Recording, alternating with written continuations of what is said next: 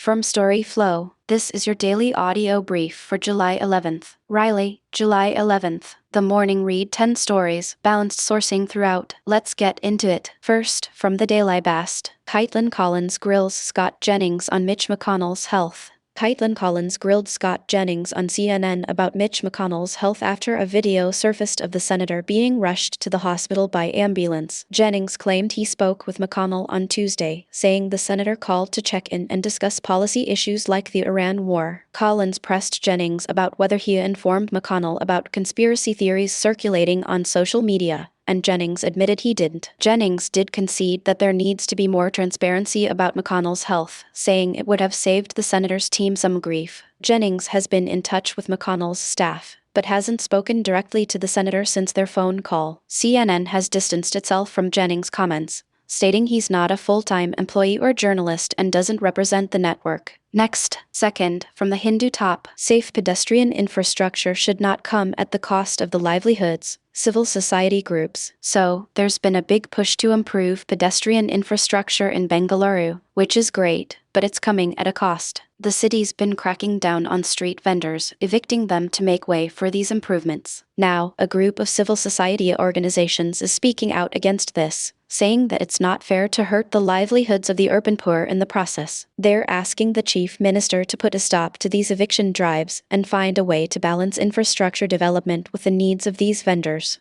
The vendors are a big part of the city's economy, and they are not just talking about the people selling stuff on the street, but also the people who depend on them for their daily needs. It's a complex issue, and the organizations are trying to find a way to make sure that everyone's interests are taken into account. They're not against the idea of improving the city's infrastructure, but they want to make sure it's done in a way that doesn't hurt the people who need it most. The organizations are trying to raise awareness about the issue and get the government to rethink its approach. They're saying that there are ways to improve the city's infrastructure without displacing the vendors, and they are willing to work with the government to find a solution. It's a tricky situation, but it's good to see people speaking out and trying to find a way to make things work for everyone. Up next, third, from RFI English.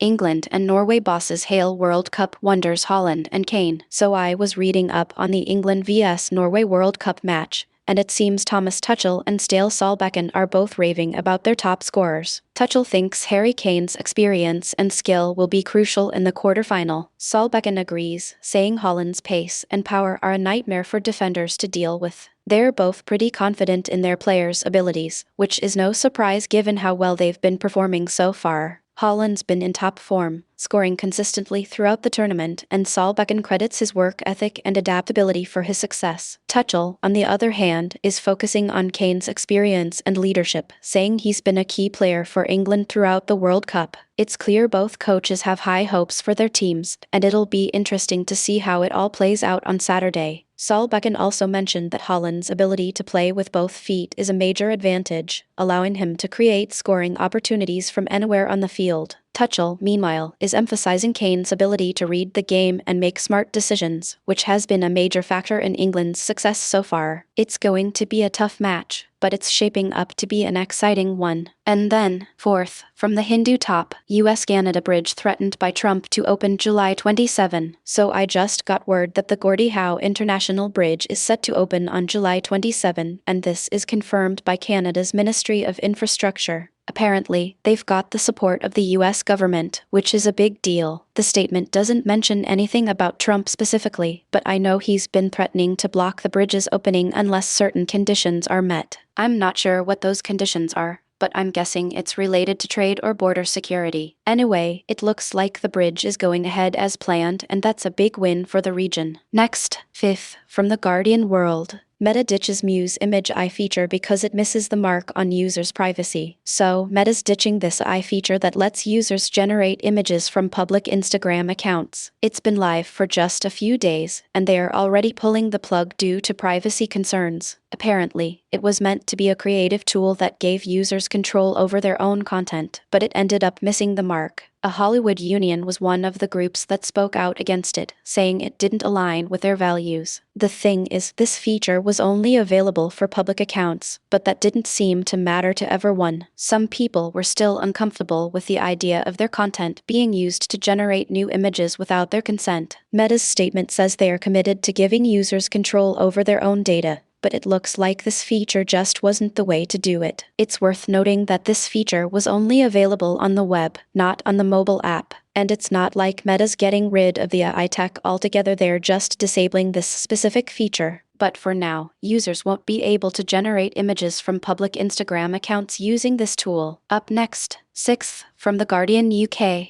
Ryanair has axed its family seating policy, but kids' fees still add up. Ryanair has stopped charging parents extra just to sit next to their kids, but the airline still tacks on a fee for babies on laps that can end up higher than the adult ticket itself. The cost varies by carrier. Some give a discount for children over 2, while others charge the full adult rate, meaning families can end up paying a lot more than they expect. Those hidden taxes and ancillary fees add up quickly, so it pays to check the total price before you book, especially if you're traveling with little ones. And then, 7th, from The Guardian UK. He goes a bit funny if you use his real name. The unstoppable rise of Count Bineface. Nigel Farage's push for a by-election in Macclesfield turned into a surprise showdown as Andy Burnham was poised to claim the seat. Amid the count, the monster-raving Looney Party's perennial candidate Nick the Flying Brick, a 60-year-old treasurer, secured the 10 nominations needed to stand. His real name, Nick Dells, rarely surfaces. The moniker sticks thanks to his signature silver bin hat, a visual that's become his trademark. Despite the novelty, the campaign has drawn genuine attention, highlighting how fringe figures can still carve out a space in Britain's electoral landscape. Next, 8th, from War, Love, and Survival in Ukraine, Surrender. They call it realistic. The writer reflects on a brief note that praised courage then urged realism about Ukraine's borders, and how that single word has become a mantra for distant leaders who can discuss territory from safety. He argues that realistic advice often means accepting loss, less land, more uncertainty, while those offering it live in protected homes, never having to map the cities they might ask Ukraine to surrender. The piece stresses that the cost of such compromises is lived in schools, gardens, and missing children, turning abstract borders into personal grief. It ends by asking how much a nation must give up before anyone calls it realistic. Up next, 9th, from Facts HQ.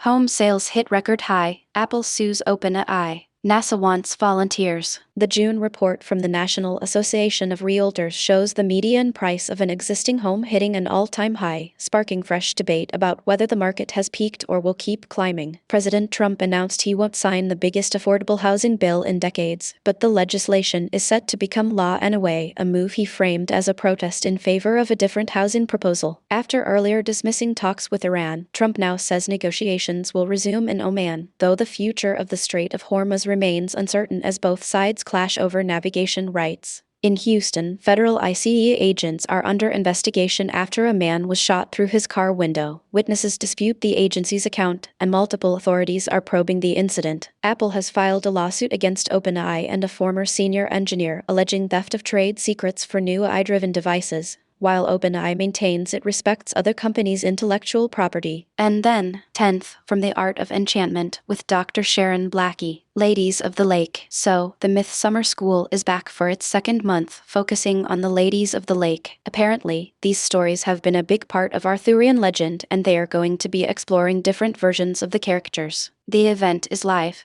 and it's happening next Wednesday at 4 p.m. UK time. You can find the Zoom link at the bottom of the article. I'll also send it out again next Saturday morning, just in case you miss it. They're going to dive into the stories, but I'm not sure how in-depth they'll get. It's not entirely clear what specific characters they'll be covering, but it's supposed to be a celebration of these women in Arthurian legend. The Myth Summer School is a recurring event, and it's been going on for a few months now. They've covered other topics like the Green Man and the Wild Hunt, and it seems like they're really passionate about exploring these kinds of themes. If you're interested in Arthurian legend or just want to learn more about these characters, it might be worth checking out. The event is live, so you can ask questions and participate in the discussion. That's the day.